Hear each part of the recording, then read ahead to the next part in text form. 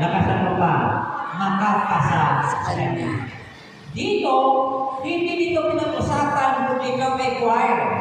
Hindi dito pinag-usapan kung disciple ka rin ng Apostolo. Hindi dito pinag-usapan kung may kaluna ang tuhod mo sa kaluluhan. Hindi dito pinag-usapan kung araw-araw ka sa gawain. Hindi dito pinag-usapan kung ikaw ay 35 years na sa gawain. Ang pinag-usapan dito, ikaw ba ba?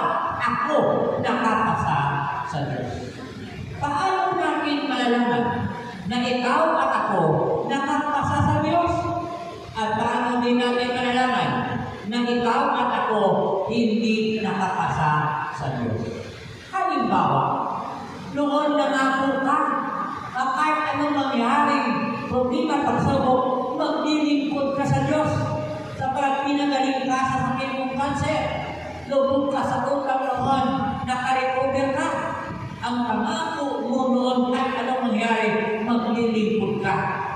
Unang taon, 10 taon, mainit na mainit ka. Pagdating ng 20 taon, mainit-init ka na lang. Pagdating ng 20 taon, maligamgam na. Alam niyo maligamgam, nag-aakaw ang lamig at sa kainit. Ganun na ang buhay mo sa ngayon. Wala ka ng pagmamahal, nakalimutan mo na ang pangako mo noon. Ngayon na nakalimutan mo na at hindi mo na ginagawa ang pangako mo noon, hindi ka nakapasa kay Yesu. Kaya kanabitin mo katabi mo, kapatid, hindi ka nakapasa sa Diyos. Sa Diyos.